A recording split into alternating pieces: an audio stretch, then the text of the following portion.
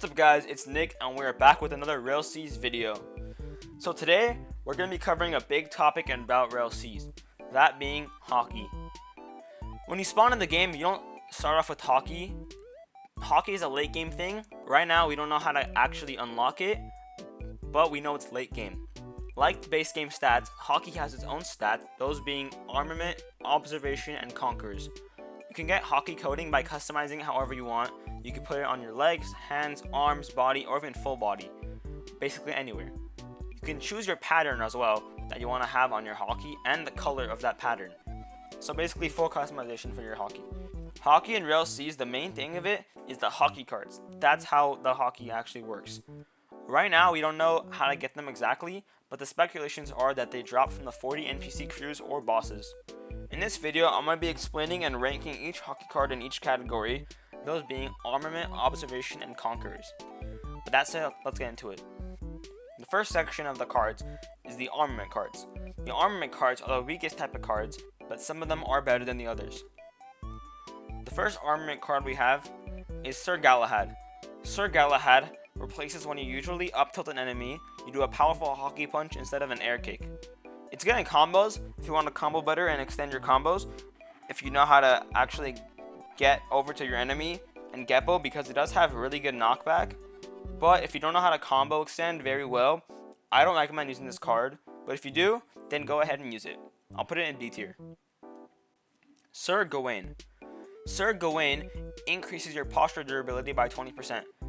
So basically when you're blocking, you have a block meter that when it breaks or it goes down, your opponent can block break you and stun you. It's good in 1v1 fights, but if you're fighting multiple people, then it's not that good because your block bar will go down faster because multiple people are hitting you at once. But if you're on 1v1, it'll be better. I recommend this card. It's a pretty good card, so I'll put it in B tier. Sir Lancelot. Sir Lancelot increases your down slam AoE, posture damage, and victim lift. The down slam AoE does what it said it does, meaning when you down slam an opponent and stun them, the AoE for that will be increased, so that anyone near them will also get stunned. Posture damage increases its damage that you do to people's posture meter or block meter. Victim lift is it basically just increases the height of when you up tilt an enemy. I don't think it's too good, so I'm gonna put it in C tier. Brio Tarth. Brio Tarth makes it so when you're block broken by a physical attack, you push the enemy back. It's good, and personally I will be using it in my build. It is especially good if you're in a 1v1 and your block meter is low and they're comboing you. I'll put it in A tier. CG Fried. CG Fried makes it so when your third heavy attack makes a damaging and knockback shockwave to your enemy.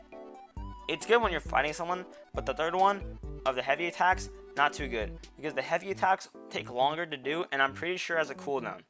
Also, you can also heavy with the 5th M1, which might take us long, but if you ignore that, then it's a pretty good card, though I will be putting it in C tier.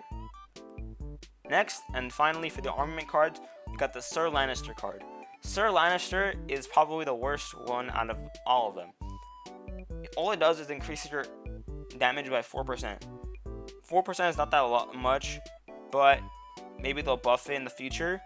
But as of right now, it's very bad. D tier. The next category we got is the Observation cards. Observation is the middle of Armament and Conquerors. They're good, but not as good as some of the Conqueror cards. Though some of the Conqueror cards are lacking and some Observation cards are better. Anyway, let's get into it. The first Observation card we have is New D-Ton. New D-Ton makes it so when you're M1ing, an indicator appears before the final M1 to utilize a skill. That skill is a powerful Haki punch that has far knockback and is basically a black flash from JJK. I'm not going to be using it, but I do recommend it for other people when fighting others, so I'll put it in B tier.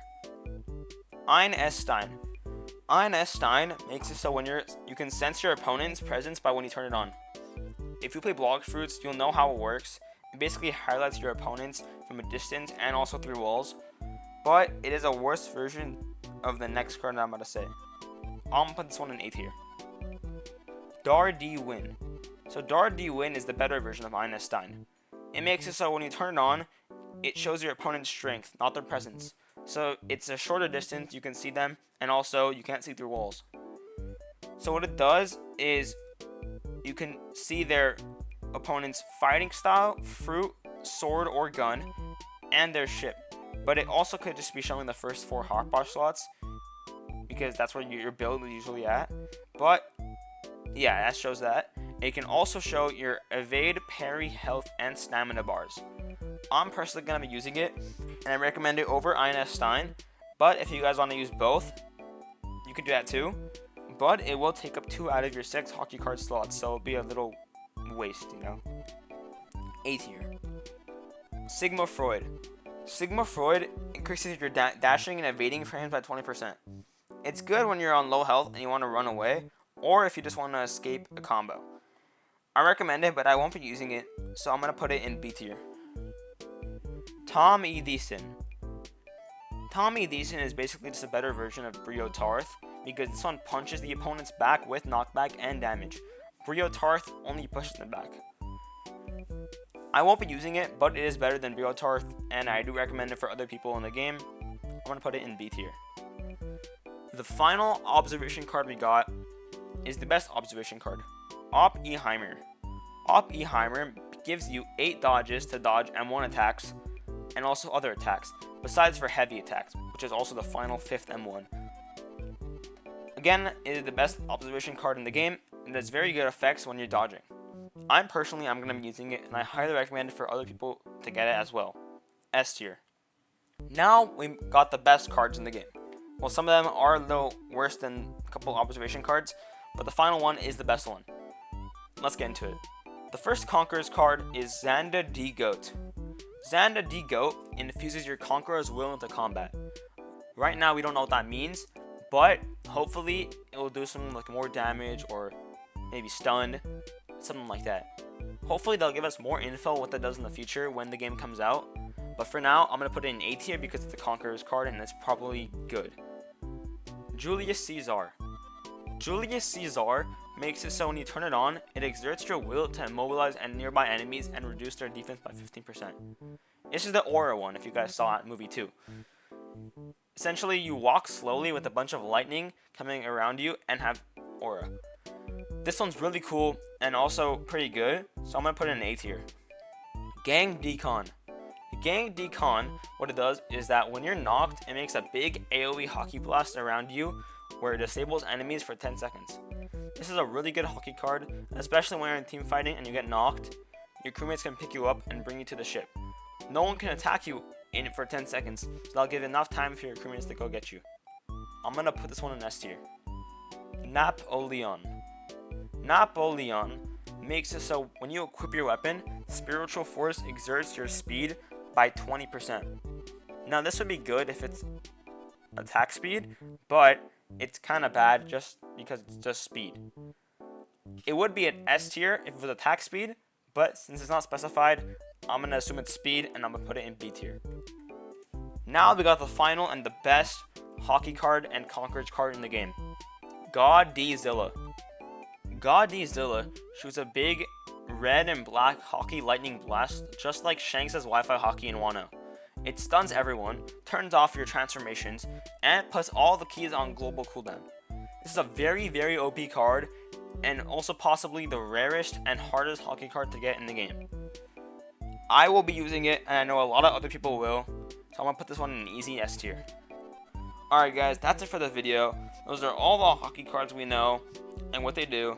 I'm going to go ahead and put the Rell Games Discord server link in the description, so you guys can go ahead and join that if you haven't already.